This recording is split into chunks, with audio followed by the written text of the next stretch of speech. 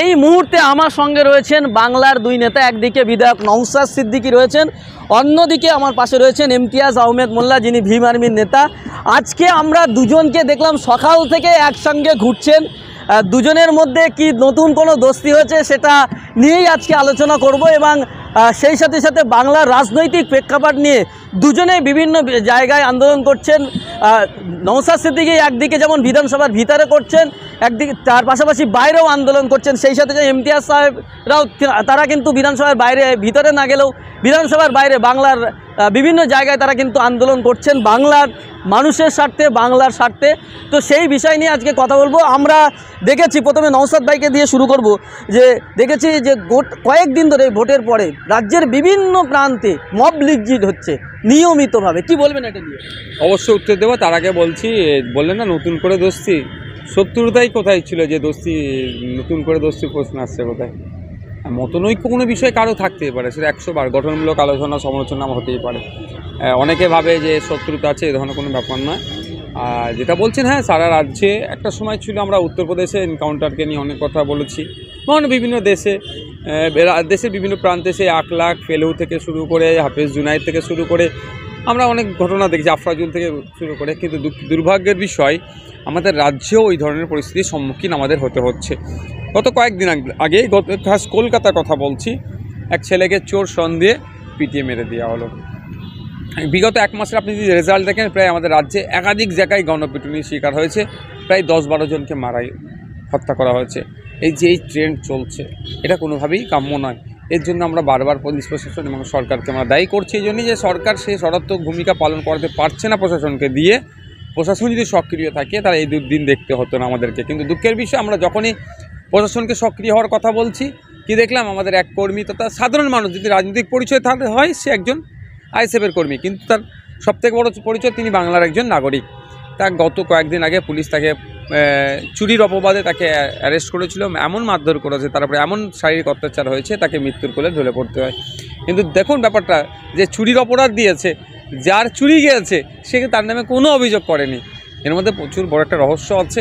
এই যে চারিদিকে এই ছোটো ছোটো যে হত্যা, বা হত্যাটা ছোটো নয়, যেগুলো সংগঠিত করার চেষ্টা করছে, একটা প্রি প্ল্যান, এর থেকে আমাদেরকে অ্যাওয়ার হতে হবে। এখন এক জায়গায় ছিলাম, এই বিষয়টা নিয়ে কিছু ডিসকাসও হচ্ছিল।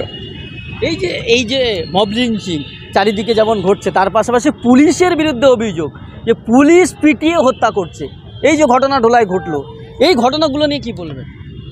এটা খুব চিন্তার বিষয়, কারণ পুলিশ শপথ নেয় জনসাধারণকে সুরক্ষা দেবে বলে।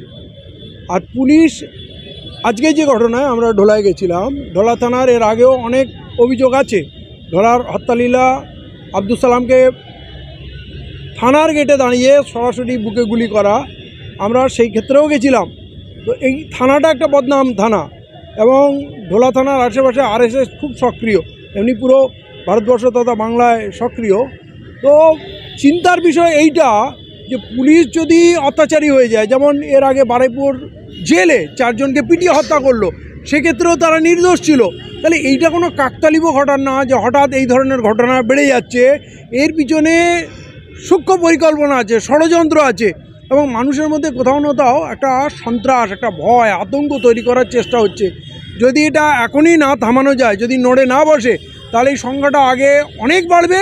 এবং এখন হয়তো সাধারণ মানুষদের দেখছেন, তারপরে দেখবেন যে কোনো মানুষকে, যে কোনো স্তরের যে কোনো মানুষকে তুলে এনে হত্যা করা হবে।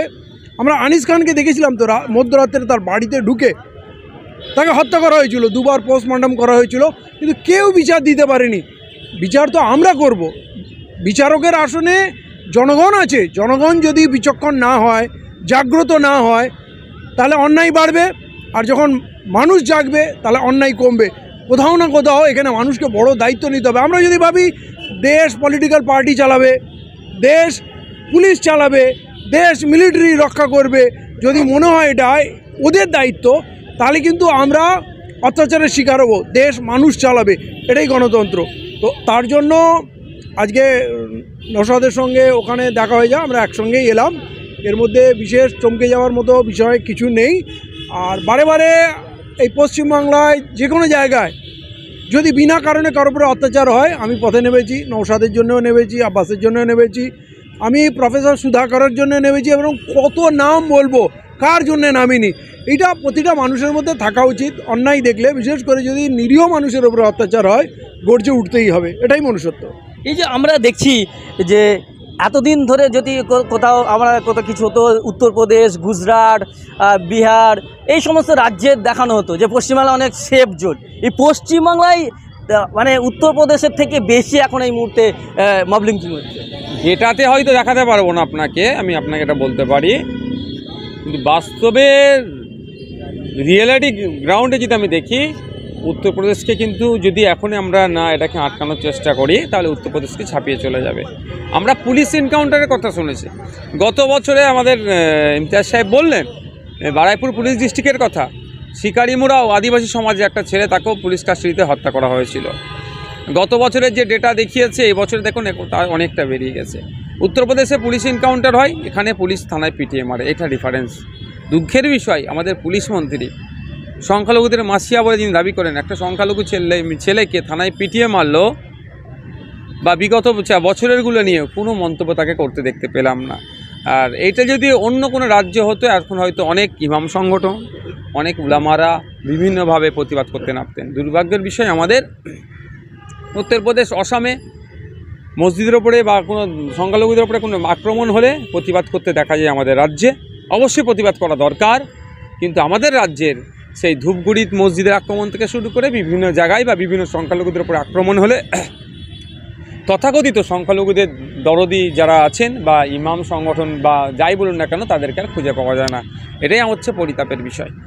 এই যে আমরা দেখেছি এতদিন ধরে বলা হতো যে যোগী আদিত্যনাথ মানুষের উপর অত্যাচার করছে, মুসলিমদের উপর অত্যাচার করছে, এই বাংলায় সেই অত্যাচার পার্থক্য কিছু আছে? দেখুন, আমার মাঝে 1 মাস উত্তরপ্রদেশে থাকার সুযোগ হয়েছিল। চন্দ্রশেখর আজাদের নির্বাচনী প্রচারে আমি ছিলাম। আমি কিন্তু মানুষের মধ্যে কোনো হিংসা দেখিনি। আমি এই উত্তরপ্রদেশের সঙ্গে ছিলাম, টুপি দাড়ি পরা একজন পাক্কা মুসলমানের চেহারা নিয়েই আমি যখন ঘুরেছি। দলিতদের বাড়িতে যখন গেছি, তারা খাটিয়া ফেলে দিয়েছে, কেউ লাস্সি নিয়ে এসছে, কেউ কোল্ড ড্রিঙ্ক নিয়ে এসছে, কেউ মিষ্টি খাইয়েছে। কোথাও কিন্তু কোথাও বিদ্বেষ নেই, সবই রাজনৈতিক নেতাদের খেলা। পুলিশ দিয়ে, গুন্ডা দিয়ে, ক্রিমিনাল দিয়ে অত্যাচার করা হচ্ছে। সাধারণ খেটে খাওয়া মানুষ, আমি বাংলারও বলছি আর উত্তরপ্রদেশে বলছি, কোথাও মানুষের মধ্যে কোনো হিংসা, কোনো বিবাদ, কোনো ক্ষোভ, কোনো সাম্প্রদায়িকতা নেই। আর তা না হলে আজকে অযোধ্যার বুকে বিজেপি হারলো কী করে? হিন্দুত্বের যেটা স্বর্গরাজ্য এখন বলতে পারেন, রাম যেখানে নিজে বিরাজমান, সেইখানে বিজেপির পরাজয়। এবং ওই অযোধ্যার আশেপাশে 3টে সিটে ভালো মার্জিনে বিজেপি হেরেছে। তো আমি কোনো ফারাক দেখছি না, কিন্তু মুশকিল হলো কি, যেই হিংসাগুলো আমরা উত্তরপ্রদেশে দেখতাম, সেই হিংসাগুলো পশ্চিমবাংলায় তৈরি করা হয়েছে। পশ্চিমবাংলায় সত্যি কথা বলতে গেলে রাজনৈতিক হিংসা ছিল, কিন্তু ধর্মীয় ভেদাভেদ হিংসা মানুষের মধ্যে ছিল না। উপর লেভেলে তো ছিল, যারা রাজনীতি করে, যারা লুণ্ঠন করে, যারা মানুষের অধিকার কেড়ে নেয়। যেমন পশ্চিমবাংলায় আপনি যদি লুণ্ঠন দেখতে যান, 30% প্রায় মুসলিমের বসবাস, সেখানে তাদের চাকরিতে 1% নেই। আদিবাসীদের 15%-এর উপরে তাদের এখানে বসবাস, তাদের গিয়ে আপনি 3% পাবেন না। শিডিউল কাস্টরা আজও সার্টিফিকেট নিয়ে চলেছে, কিন্তু আপার কাস্টের লোকরা তাদের সার্টিফিকেট চুরি করে, নকল সার্টিফিকেট দিয়ে চাকরি করে নিচ্ছে। পশ্চিমবাংলায় যারা 2%, ব্রাহ্মণ 1.8%, 2%ও নয়, তারা প্রায় 90% ক্ষমতা দখল করে রেখেছে। তাহলে এটাকে তো সাম্প্রদায়িক বলতে হবে না? আপনি মুখে মিষ্টি কথা বলেন, মুখে গালাগালি করেন না, কিন্তু সবটা লুণ্ঠন করে নেন। তাহলে পশ্চিমবাংলায় যে সুপ্ত সাম্প্রদায়িকতা আছে, সেইটা এখন ঘৃণ্য রূপ প্রকাশ পাচ্ছে। এই যে খুন, মার্ডার, নিরীহ মানুষদের, আদিবাসী মানুষদের, দলিত মানুষদের, হ্যাঁ, মুসলমানদের সংখ্যা বেশি। কিন্তু আপনাকে একটা স্ট্যাটিস্টিক দিই, 2024-এর রেজাল্ট পর ভারতবর্ষে 15 জন পিটিয়ে হত্যা হয়েছে, তার 5 জন হয়েছে বাংলায় আর 4টে হয়েছে উত্তরপ্রদেশে। তাহলে বাংলা সন্ত্রাসে এগিয়ে কিনা? এবং আজকে যেটা ভয়ঙ্কর, রাস্তায় কেউ কাউকে পিটিয়ে মিটলে দিল, মানুষ, সরকার সবসময় তার দায়ী হলেও দায় নেয় না। কিন্তু থানায় যদি নিরীহ মানুষকে তুলে পিটিয়ে হত্যা করে এবং যার জিনিস চুরি গেছে বলে অভিযোগ, সে এই তারই ভাইপো, তার ছেলের মতো, তার বিরুদ্ধে কোনো অভিযোগ নেই, যার বিরুদ্ধে কোনো অভিযোগ নেই, জেরা করার নামে তাকে পিটিয়ে নির্মমভাবে, আমরা তার ছবি দেখেছি, পা থেকে মাথা পর্যন্ত মানে কুচিয়ে দিয়েছে, তার ভিতরের কিডনি, হার্ট, লাং সব তছনছ করে দিয়েছে। মানুষ উঠে তার বুকের উপরে পেটের উপরে নাচানাচি করেছে, 4-5খানা লাঠি ভেঙে দিয়েছে, তাদের আত্মীয় স্বজন হাউ হাউ করে কাঁদছে, তাদের সামনে মারছে। এই নির্মম অত্যাচার, এবং পুলিশ বলছে তোর বাড়িতে লাশ পাঠাবো। এটা কোথায়? এর উদাহরণ কোথায়? আপনি পৃথিবীতে এই উদাহরণ পাবেন না। আর পুলিশ এত ভয়ঙ্কর কী করে হয়ে গেল? পুলিশ মন্ত্রী স্বয়ং মুখ্যমন্ত্রী মমতা বন্দ্যোপাধ্যায় এর দায় নিতে বাধ্য, কারণ পুলিশ মন্ত্রী তথা রাজ্যের মুখ্যমন্ত্রী, তার পুলিশ এই অত্যাচার করছে। এই সাহস তারা কোথা থেকে পাচ্ছে? কোথাও না কোথাও একটা মদত তো আছেই। এই যে পুলিশের এই যে অত্যাচার, এই যে ঢোলার ঘটনায় আমরা শুনি যে তার যে যুবককে মারা হয়েছে তার দাড়ি ধরে টানাটানি করা হয়েছে। আমি বাড়িতে গিয়ে অনেক অভিজ্ঞতা হলো, তার দাড়ি ধরে টানাটানি করেছে, ধর্ম তুলে বিদ্বেষমূলক মন্তব্য করেছে, বলেছে তোর আল্লাহ বাঁচাতে পারবে না, বা তোর আল্লাহ কোথায়, এই ধরনের কথাবার্তা বলেছে। এবং সাথে সাথে আমি এটাও বলি, ওকে যখন তার বাড়িতে নিয়ে এসেছিল, তার দাদিমা সম্পর্কে হয়, তার দাদিমার কাছ থেকে পানি খেতে চেয়েছিল। দাদিমা যখন ফ্রিজটা খুলে পানি বার করে দিতে গিয়েছে, ওই সময় ওই কর্তব্যরত যে অফিসার ছিলেন ওর মাথা ধরে ফ্রিজের মধ্যে ঢুকিয়ে দিয়েছে। মানে বুঝতে পারুন যে এতটা হিংস্র তারা হয়ে উঠেছিল এই পুলিশের লোকজনগুলো। সেই সময় বাড়ির লোকের সামনেও বাড়িতে নিয়ে এসে কীভাবে তার উপর অত্যাচার করেছে, পাশবিক অত্যাচার হচ্ছে। পিএম রিপোর্ট, পোস্টমর্টম রিপোর্ট আসলে আরও বিস্তারিত হবে, তাও আপনাকে বলছি, খোঁজ যখন আসবে মিলিয়ে নেবেন। যে ওর দুটো কিডনি নষ্ট করেছে। কিডনি কেন নষ্ট হয়? অতিরিক্ত এইসব জায়গায় অত্যাচার হলে তার ইফেক্ট পড়ে, কিডনি নষ্ট হয়। সামনে বোথ সাইড তারা ওখানে নির্মমভাবে অত্যাচার করেছে। ব্যাপারটা হচ্ছে আমি ভেবে পাচ্ছি না আমরা কোন রাজ্যে বসবাস করছি। আমরা এটা বিজেপি শাসিত রাজ্য নয় তো, যেখানে সংখ্যালঘুদের সাথে এই ধরনের আচরণ হতে পারে বলে হয়তো আশা করা যেতে পারে। মুসলমানদের সাথে এই ধরনের আচরণ করতে পারে বিজেপি, কিন্তু এটা তো মমতা ব্যানার্জি রাজ্যে বসবাস করছি আমরা। মমতা ব্যানার্জি মুসলমানদেরকে খুব ভালোবাসে, পান থেকে চুন খসে গেলে মুসলমানদের জন্য তিনি রেড়ে করে ওঠেন। তার শাসন আমলে, তার মন্ত্রিত্ব নিয়ে কীভাবে একের পর এক মুসলমানদের উপর অত্যাচার হচ্ছে। গত বছর বারাইপুর পুলিশ ডিস্ট্রিক্টে যে 4 জন মারা গিয়েছিল, পুলিশ ডিস্ট্রিক্টের আন্ডারে খোঁজ নিয়ে দেখুন তাদের ধর্মীয় পরিচয় কী ছিল। সারা রাজ্যে দেখুন এই লাস্ট 15-20 দিনে যে মব লিঞ্চিং হয়েছে, যারা ক্ষতিগ্রস্ত হয়েছে তারা কোন ধর্মের মানুষ? সব মুসলিম, ম্যাক্সিমাম মুসলিম ধর্মের মানুষ। আমি হিন্দু মুসলমান নিয়ে পলিটিক্স করার অপছন্দ, কিন্তু বলতে বাধ্য হচ্ছি আজকে, যে মুসলমানকে সুরক্ষা দেওয়ার নাম করে মমতা ব্যানার্জি মুসলমানদের কাছে ভোট নিচ্ছে, সেই মুসলমানরা এই মমতা ব্যানার্জির আমরা সবথেকে বেশি ক্ষতিগ্রস্ত হচ্ছে এবং অন্যায়ভাবে ক্ষতিগ্রস্ত হচ্ছে, কোনো কারণ ছাড়াই ক্ষতিগ্রস্ত হচ্ছে। হ্যাঁ, যদি ছেলেটা বা কেউ যদি কিছু করে থাকতো, সেই কাজের কাজই হতো, তারপরেও পুলিশকে তো 3rd ডিগ্রি বা টর্চার করার কোনো প্রভিশন এখন নয়, তারপরেও সেটা করছে, মানে মেনে নেওয়া যায়। এই যে পুলিশ যখন তাদের অত্যাচার করে, বাড়িতে যখন নিয়ে আসে, বাড়ির লোকজন বলছে পুলিশ জয় শ্রীরাম বলতে বলতে মারছে, পুলিশ ওকে জয় শ্রীরাম বলতে বলছে। পুলিশ জয় শ্রীরাম স্লোগান দিয়ে মেরেছে, জয় শ্রীরাম বলতে বলতে মেরেছে, এবং ওকে জয় শ্রীরাম ধ্বনি দিতে বলেছে। এইটা খুব চিন্তার বিপদ। তাহলে কি পুলিশ দপ্তরে সব আরএসএসের ট্রেনিংপ্রাপ্ত সন্ত্রাসীদের চাকরি দেওয়া হয়েছে? কারণ একজন সংবিধানকে শপথ নিয়ে যে দেশের নাগরিককে রক্ষা করার দায়িত্ব নিয়েছে, সে কি করে এটা করতে পারে? আমরা বিগত দিনে সরকারি স্কুলে আরএসএসের অস্ত্র ট্রেনিং দেখেছি, পুলিশ পহরায়, তার কি ফল এখন ফলছে? এইটা খুব চিন্তার বিষয়। এবং কদিন আগেও আপনারা দেখবেন পাকসার কাছে চিত্তরঞ্জন হাসপাতালে শাহনাজ বেগম এবং আসগর ভাইকে জনসমক্ষে তার মেয়ে সঙ্গে রয়েছে ঘিরে মেরেছে, নির্মমভাবে মারছে। মানে যেটা চোর বা ক্রিমিনালকেও পুলিশ মারতে পারে না, প্রকাশ্যে মারছে।